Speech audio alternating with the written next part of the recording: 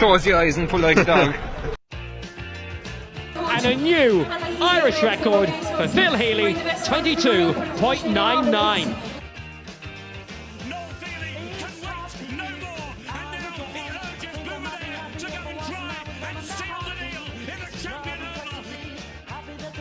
Christy Cooney hands over the Sam Maguire Cup to Graham Canty, Cork All-Ireland champions for the 7th time ever.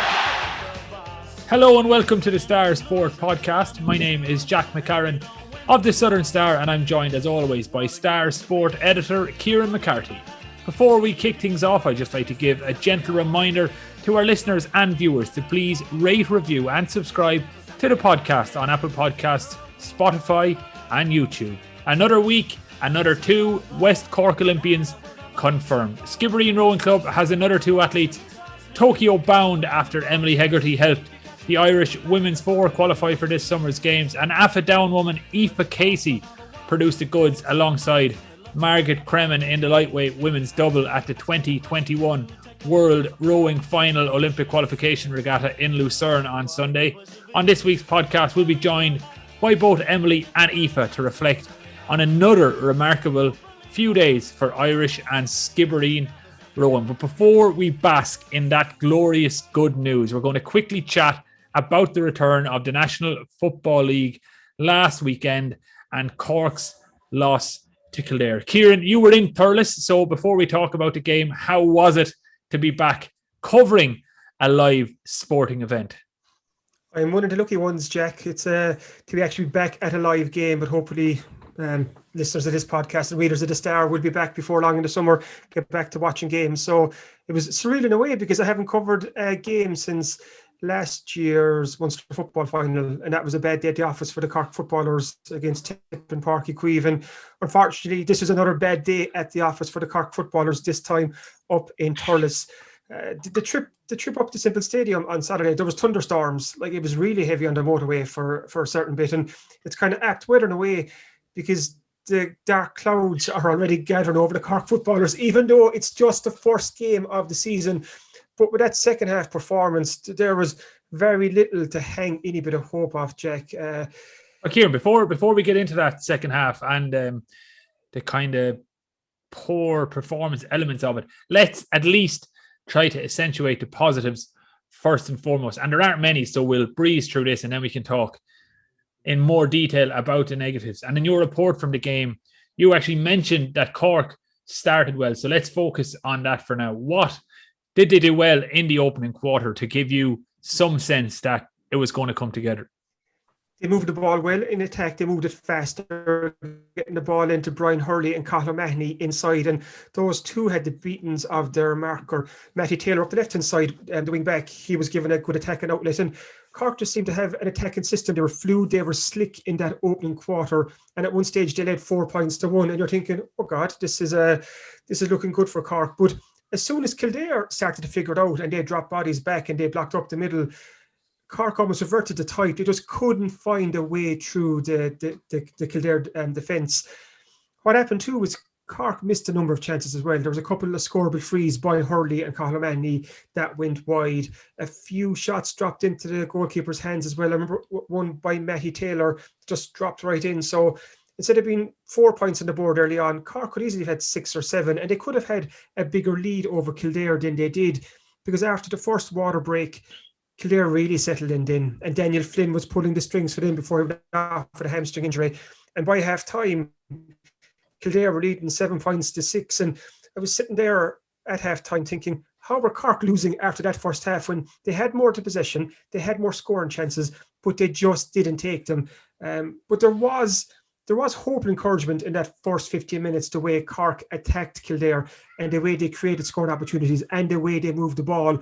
But as soon as Kildare put that block in front of them, Cork could just not get through. And that's a worry, Jack, because it's not the first time the Cork footballers have struggled to break down a packed defence. We've seen it time and time again. They just don't seem to know what to do. They were being funneled down the left and the right, but they just weren't creating the scoring opportunities.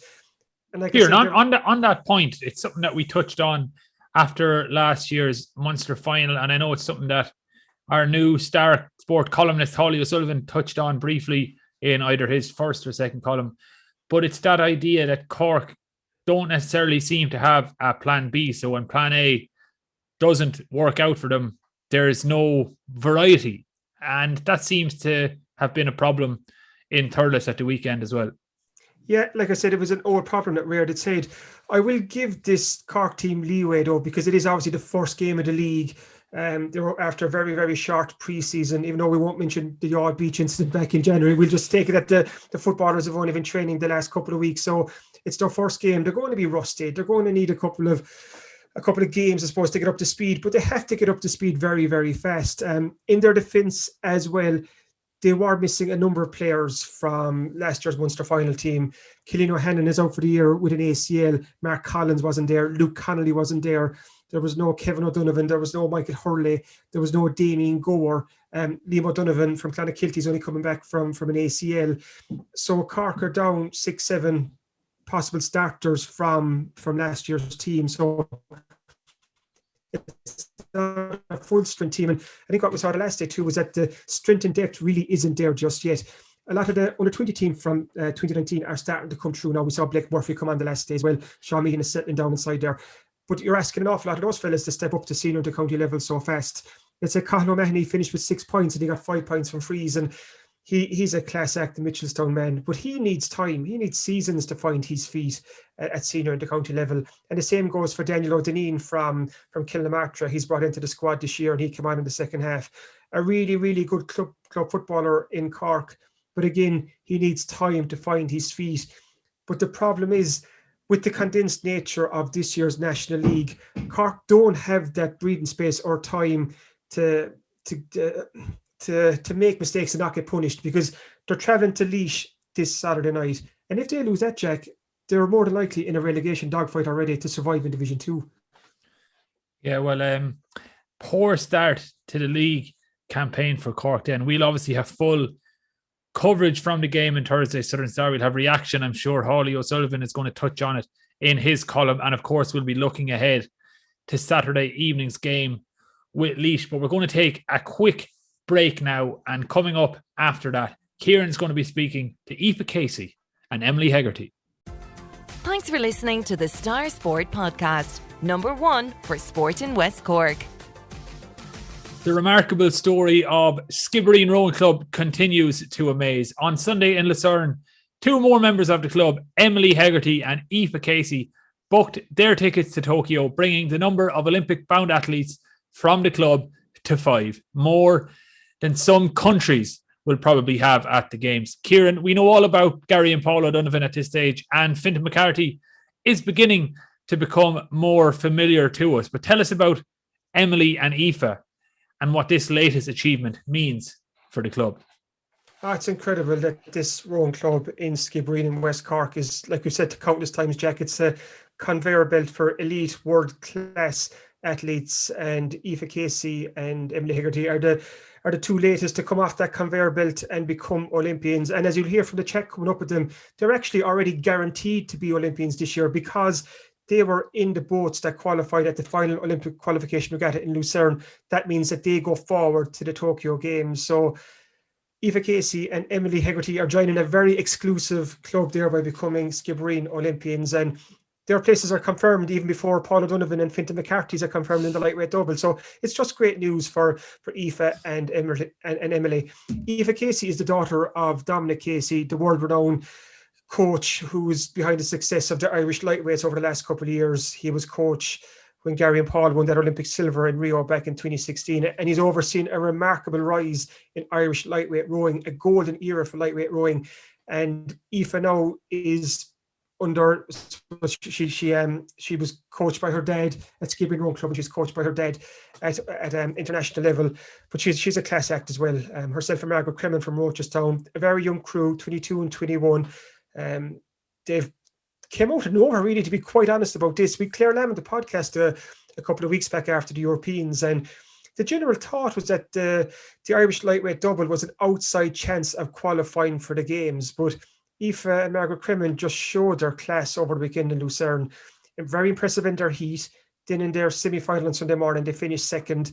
and then got into the final, which was also on Sunday morning. It was the top 3 crews to go through, and they took that 3rd spot on offer. So it's a brilliant story to see Aoife Casey qualify for the games. And then with Emily Hegarty, she's another lady from Aughadown, that parish of rowers. She's had success too over the last couple of years at under 23 world level. At the recent European Championships, that women's 4 won a silver medal. So they were high in confidence going into the qualification regatta, and they were favourites to book one of the 2 spots. But like Jack, in sport, there's nothing is certain, especially in rowing. Anything can happen on the day.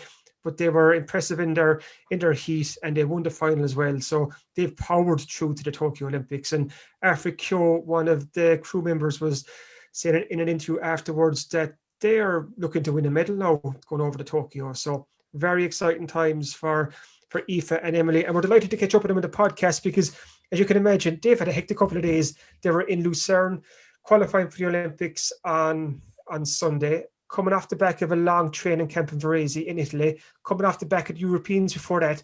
So before Tuesday, they hadn't been home in West Cork or Cork in 6 weeks. So thanks to both of them for making themselves available, because their feet had barely touched Cork soil on Tuesday before they were on the podcast with us. And as you'd hear from them now, Jack, they're in great form. Delighted now to be joined on the Star Sport podcast by 2 local sportswomen who have qualified their boats for the Olympic Games. A brilliant day last Sunday at Lucerne in the final Olympic qualification regatta. So we're thrilled and delighted to have Aoife Casey and Emily Hegarty joining us on the podcast. Congratulations and welcome.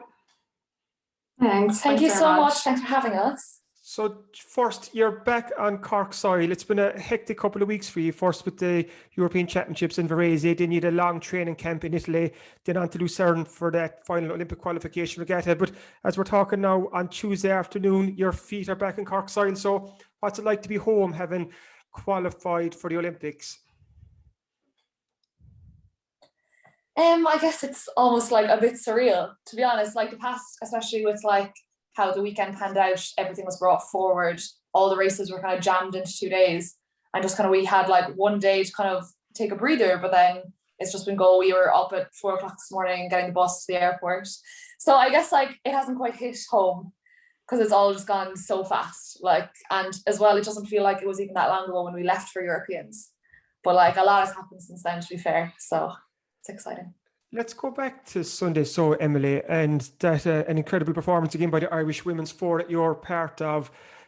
You were in great form, I suppose, coming into this regatta because you'd won a superb silver at the European Rowing Championship. So you were already tipped as one of the favourites to take one of those 2 qualification spots that were on offer. But did that bring an added pressure in because you are being talked up so much? To be honest, yeah, I thought about this. It wasn't until after the race and I kind of thought about that we were kind of the favourites going in. But I think it was almost, I think personally, I kind of got an element of confidence off it, that like people outside our team were still backing us, and, you know, kind of like people from other countries, you know, they knew we were going to be hard to beat. And I almost kind of took that as almost a confidence booster that like, well, if they believe it, like it's easier for ourselves to believe as well, that just perform our best. And we know like we were already at a good speed already. So. If there was pressure on you, you definitely didn't show it because you were superb in the heat on Friday and then, on Saturday, and then the final on Sunday, dominant again. But how much confidence did you take off the performance in the heat? Because it was a pretty impressive performance, like I said. I think our main focus for the whole camp, because at Europeans, that's where we'd give people an advantage, is always off the start. We were always a bit slow to get up to speed. So I think like past like 3 or 4 weeks in Varese was really like focused on get the boat moving, and then kind of, because we know once we're at a race rhythm that our race rhythm's near like very fast. So it's just kind of a case of fine tuning the beginning and the end of the race. So yeah, I think we were kind of after the heat. We didn't think we had a brilliant race. Like we don't think we rode our best, but we still like were leading off the blocks, and I think that was a good thing, even though like we didn't have our best day that day. That like we still had good speed. You mentioned earlier to Emily, because of the weather forecast in Lucerne for Monday, World Rowing brought forward all those finals to the Sunday. So all of a sudden it was a very condensed couple of days of action. So when did you hear about that first, that those finals would be Sunday, and how did that affect preparations then?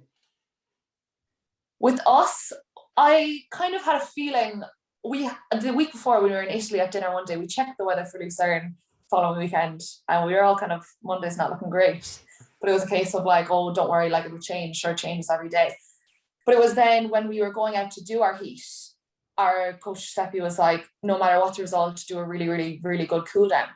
And it was then just before we started the cool down, he was on the bank, he was like, yeah, the reps are this evening. So thank God, because if we hadn't made it through, we were racing again in 2 hours. And I think he was just very conscious. He didn't want to tell us that beforehand, like to give us pressure, but I kind of had a feeling that something was happening all right. And he just had such an emphasis on the cool down, no matter what the results, just cool down really well, just in case. I suppose it is a sign of a very good crew that he didn't let that, I suppose, that late change to the timetable affect you, because you were, like I said earlier, you were dominant in Sunday's final. You got the fast start that you wanted. You led the whole way through. Was there any point during the race, Emily, coming towards the end where you were thinking, oh God, we have it, we're going to get to Tokyo? I think it was kind of like 700 meters to go. Like China and Italy were on either lane beside us, and we could see them behind us. It was more so a case of like, hold it together for just another, not even less than 3 minutes. Just don't mess up almost. And yeah, then once we crossed the line, it was just relief that we pulled it off. And what is that moment like? Because we've seen the pictures where you were celebrating and you're embracing, you were hugging, and it's the realization of a dream. But to know that you've qualified that Irish women's 4 for the Tokyo Olympics, what is that like? I think for us, we felt like very strongly about qualifying it because we fell short 2 years ago at the World Championships. It was actually ourselves and China were the next 2 spots outside of the qualifying. So I think it was just a case of like unfinished business, and we were just so happy to finally get the opportunity to get the job done and get to go qualified. If there was an expectation that the Irish women's 4 were going to qualify, I think, Aoife, that the Irish women's lightweight double, it was the brilliant surprise of the weekend, because you were underdogs heading into the qualification regatta in Lucerne. It was a loaded field, I think 18 crews, and you were coming off the back of an impressive 5th place finish at the Europeans. How did yourself and Margret Cremen feel heading into the qualification regatta? Were you high in confidence? Were you in good spirits coming off the back of the Europeans and the Camp in Varese? Definitely, yeah. Like from our performance in Europeans, we definitely gained a lot of confidence. As that was our, I suppose, first regatta after a good, solid winter's block of training, and then having come to this place that we were able to say, okay, we did this well, we did that well, and we need to improve on this and that. So like we kind of broke it down then into the 4 weeks of camp that we had afterwards, that we just made sure that we got the best out of ourselves in each session. So like it was a big surprise for us as well, because like we knew we could do it, but it was more so just like believing in the process and just trusting that each session we gave our best and improved as much as we could, and then just kind of like going through the motions like that. And then it was a real humdinger at the crossing the line yesterday. Like I said, it was an incredible story, because you finished 5th at the Europeans, and we Claire Lamb on the podcast in just after that, and she was talking, and it was a view shared by many. I feel that maybe for the Irish lightweight women, it's Paris 2024. It's only 3 years away. They're such a young group with Aoife, Margret Cremen and Lydia Hegarty. So maybe Paris is 2024. But in the space of a couple of weeks, yourself and Megs have qualified the boat for the Olympics, and it's an incredible achievement. So do you feel that you're almost ahead of schedule in some way? I'm not too sure, to be honest. Like I think we've worked really hard, not just me and Mags, but all the light women, Fina, Nolan and Lydia Hegarty, and like we've all it's been a really good team atmosphere and a good work ethic and drive the past 2 years since not qualifying in 2019, that like we chose to really believe in ourselves. And even when there was doubts over whether it could happen or would happen or the speed of the boat, that like we just kept believing in ourselves, and that just, I suppose, trusting the process, that as long as we did our best, that's all we could do. So like there wasn't, like going into the final, there wasn't any, like we didn't feel any pressure on ourselves. All we wanted to do was do our best, and then if it worked, it worked, and if it didn't. So like I'm glad that it did. Definitely. And how much confidence did you take off the 5th place at the Europeans? Because that showed that you could hold your own with the best crews in Europe, and you showed you are at that very top elite level. So was that a real confidence booster heading into that training camp and in Lucerne? Yeah, definitely. Like I think we were happy with our performance, but at the same time we weren't satisfied. So we knew that we had technical points to improve on. We could definitely get fitter and faster and stronger in the gym, things like that. So it was just kind of like ticking all those boxes and make sure that we did the best preparation possible. And I felt like we really did that before this regatta now, and in the lead up to it, we enjoyed every session we had in Lucerne beforehand. And although it was a bit of a whirlwind in the sense that we did our semi-final and the final on the same day, so that was a bit stressful and tiring to say the least. But I think we managed it really well, and that we took everything in our stride and just, we made the best out of each situation. So I think that's how we got here. Physically and mentally, how demanding was last Sunday morning? Like you said there, if you raced both the semi-final and the final in a matter of a couple of hours, and I'm looking there at the semi-final, you finished second just behind the USA, and you were ahead of China, Denmark, Greece and Brazil. So obviously you came off the water delighted to get through to the final and know you were a shot at getting to the Olympics. But then it's such a short turnaround. So how would you deal with those couple of hours to almost ground yourself again and get ready for the biggest race of your life so far? Yeah, I think it was definitely a challenge. I think just making sure that we had enough cool down done after the semi-final, but also you needed enough recovery and just rest before the final again to get going again. But I think our training really prepped and primed us really well for that kind of intense racing, because I suppose we do trials at the National Rowing Centre every month, and they're really intense, and there'd be two races every day for I don't know how many days. So that we really took it in our stride and said that this is our chance to really show that we are able to do it and do our best. And I think that's what we did. And then the final itself, there was 3 spots up for grabs. You were fifth for a period there, but you fought your way up through the field. What are your own memories and recollections from the race? Oh, not much, to be honest. We were talking about it afterwards, and we neither of us really remembered very well. It was more so just, I think, like once you have the first 20 strokes done out of the race, like there's no nerves, there's no fear. All you can do is believe in yourself each stroke and just try and get the next one better than the previous. So like that's what we really did. Each 500 you tried to get a bit faster. At the K, make a really big push, and then just once you're in the last 500 meters, that's less than 2 minutes. You just really have to go for home, and I think that's what we did. Really, just believed in ourselves and pulled the hardest strokes we ever did in our lives, I'd say, to cross that line. But it worked out, so really delighted, really. Over the years and talking to various rowers, your dad Dominic Casey, who's also your coach, he's a great man for words of wisdom just before rowers take to the water. So what did Dominic say to yourself and Megs before the final on Sunday morning?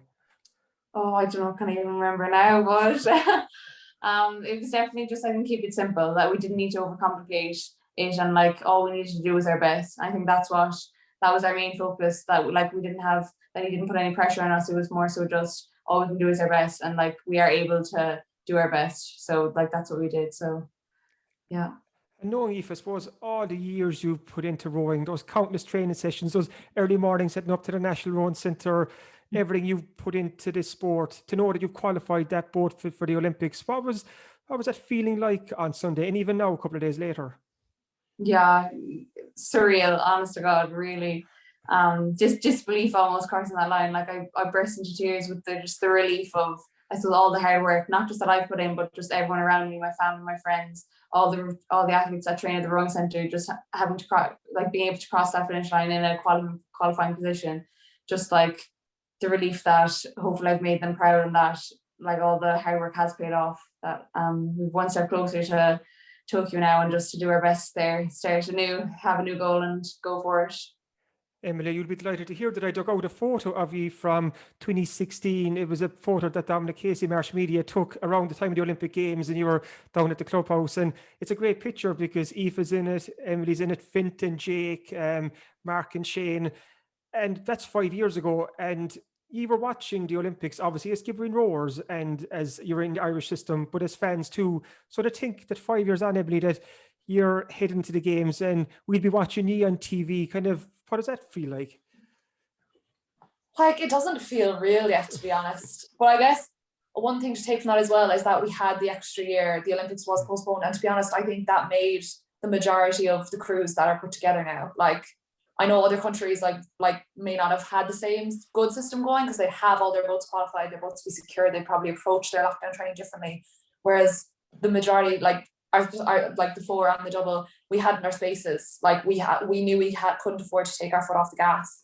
So it's just, yeah, it's crazy to think like what has happened in 5 years even. Just, it's mad because we were still junior at that stage. So, and we were going off to race at Junior Worlds kind of and had no expectations. Like to now, like be performing at senior level, it's just surreal, to be honest. And to kind of borrow a Conor McGregor phrase, you're not going to Tokyo just to take part. Irish rowers are going to take over, because I saw a lovely interview with Aoife Keogh, and she said that the Irish women's four, you want a medal at the Olympics. Kind of you feel you're good enough to do that. Is that the target now? Kind of you've booked your place at the games. Now you want to go over there and hopefully, touch wood, get into that medal race and try and bring home a medal.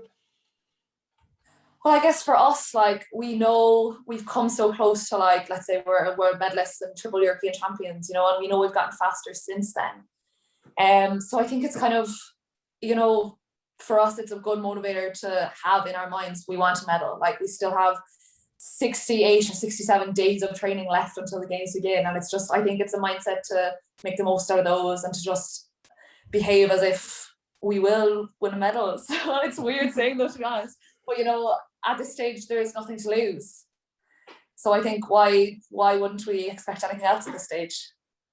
And what's the plan now, Aoife? Like you said, you're back home on Irish soil, on Cork soil. I suppose at the moment it's the boats that have qualified, so we don't have the final crew selection for the games, and that won't be for another couple of weeks or months, I presume. But I suppose the feeling is that the people in the boat at the moment are the people in the driving seat to go to Tokyo. So is it just to try and secure your place in the boat and take it from there, or what is the plan over the next couple of weeks?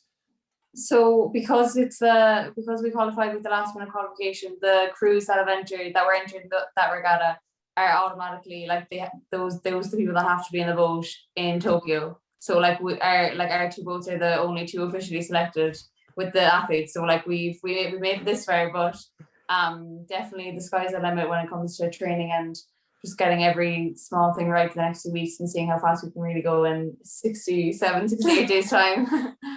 Oh, that's brilliant news. So you already know that you're guaranteed your seats in the Olympics. Oh, that's doubly exciting, isn't it? Just to know that already this far out, that you know that you're going. So what's going to be like heading back into training this week? Oh, I'd say a few days off, chillax. Yeah, a breather definitely before we start the new phase, but exciting, I think. I think as well, though, it's exciting that it's starting now. Mm-hmm. Like, we've spent the past 2 years potentially training for no Olympic Games at the end of it. So I think it's just a new motivating factor that we're definitely going on the plane and we're definitely going to be racing. So I think that almost brings like another element of excitement into it, that like that is certain and it's something like we're actually working towards now rather than hoping will fall into place, you know? And the mood in the Rowing Ireland camp at the moment must be incredible. That's 6 boats that have qualified for the games. It's a record for Irish rowing. So I can only presume that the National Rowing Centre, when you get back in there this week, it's going to be a pretty exciting place to be. Yeah, definitely. Now there's more racing happening this weekend at the World Cup too. So we'll see how everyone gets on there. And I say once we're all back training together, it'll be a great team atmosphere and everyone driving each other on for the next few weeks. A quick word on Dominic to Aoife. How excited was he after? He must have been as proud as anything to see you qualify for the games. Yeah, definitely. Now I think we were all a bit shocked and delighted. Definitely, yeah. It's hard to put into words, really. So the Casey household is going to be pretty busy in the weeks and months ahead. There'll be a mass exodus for Tokyo. Yeah, definitely. No, it's great stuff, and thank you so much for joining us again. Congratulations to both of you. You're joining an illustrious list of Skibbereen Olympians, thinking back to the likes of Eugene Coakley, Richie Coakley, Timmy Harnedy, obviously Gary and Paul, and you're adding your name to a very exclusive club. So congrats to the two of you. And before I let you go, just that support that you get from home, from Skibbereen, from your friends and neighbours, how important is that to you? Definitely, without a doubt. I feel like I'm so grateful for the constant support that's always there. You know, like all you have to do is look in your messages and there'll be a text from someone from Skib, and just the constant support and advice from everyone at the rowing club, everyone in the parish, Father Cal, wishing everyone well and giving us the 3 Hail Marys at the end of Mass. Like, we really, really appreciate everything that all the good wishes and the thoughts that we've had over the past few months and weeks. It really goes home. Oh, brilliant. Like I said, we're all so proud of you. You've put Skibbereen Rowing Club in West Cork back on the map again. So congratulations and enjoy the next couple of weeks. Lovely. Thank you so much. Thanks for listening to the Star Sport Podcast, #1 for sport in West Cork. Welcome back to the Star Sport Podcast. And before we wrap things up, we're going to quickly preview this week's Star Sport section. And Kieran, you're back in situ as our sports editor this week, so it's unlikely to live up to the heights of last week's edition when we had a guest sports editor. But go on, tell us, what can readers expect this week? I was barely left back in the door this week, Jack, after last week's edition was such a showstopper. So I'm going to do my best to try and follow it up. But the sequel is never as good as the original. But I'll still do my best. So there's plenty going on in this Thursday Southern Star Sports section. Like we said there, the intercounty action is up and running. So we've reported reaction from the Cork footballers' defeat to Kildare in Thurles. The Cork ladies kick off their National Football League campaign on Friday, live in front of the TG Cahir cameras when they take on Tip. And we have an interview with Martin O'Brien, the new Cork captain. And we also have the news of a two-time All-Star footballer from West Cork who is back in with the Cork ladies footballers this year. So check out the Star for that. Also, the Cork senior camogie team got their league off to a winning start last weekend, and we have a match report and reaction from Linda Collins and Fiona Keating, two Courcey Rovers players. The Cork hurlers had a good draw against Tipperary, maybe a game that they could have won before Tip got a late equaliser. So we've, again, reaction and report from that. And as well as that, Conor Horan has the second leg of the championship playoff semi-final against Barnsley this Saturday. On Monday night, Swansea beat Barnsley 1-0 away. So Conor and Swansea look in a good place to qualify for the playoffs. And I have a piece about Conor in this week's Star, just talking about his record in playoffs, because if he gets through to the playoff final, this will be the fourth time that Conor Horan will contest a playoff final. Twice before he's won, first with as captain of Barnsley back in 2016 when they won the League One playoff, and then with Aston Villa when they won the Championship playoff in 2019. So it's familiar territory for Conor Horan. So for any team who wants to get promoted from a playoff final, you need Conor Horan in your ranks. So that's a piece to look out for in Thursday's Southern Star. Another soccer piece is Ger McCarthy's caught up with Cathy Kinnifick. She's the new West Cork League PRO, and she's hoping to do big things with the West Cork League in terms of her vision for women's soccer. So that's well worth reading. We also have Ger McCarthy's off-centre circle column this week is looking at the saga, you'd call it, around the ladies' football decision not to go with underage All-Ireland Championship finals this year. So Ger is looking a bit more in depth with that. In terms of motorsport, Martin Walsh, again, is knocking it out of the park. He's a really interesting interview with a Kildare teenager, Jeff Quilter, who is making a big name for himself in the Irish Mini Bike Championship. So plenty going on in this Thursday's Southern Star. So not to be missed again, Jack. Absolutely. Sounds like a cracker as always. And if you can't make it to the shops across West Cork to pick up a copy, don't forget you can subscribe online and read the Southern Star for less than €2 per week on your computer, tablet or smartphone. I never tire of saying it, but what great value. That's all we have time for on this week's Star Sport Podcast. Thanks for listening. We'll be back at the same time next week. If you enjoy these shows, please make sure to rate, review and subscribe on Apple Podcasts, Spotify, YouTube, or wherever you get your podcasts. Slán Tamil.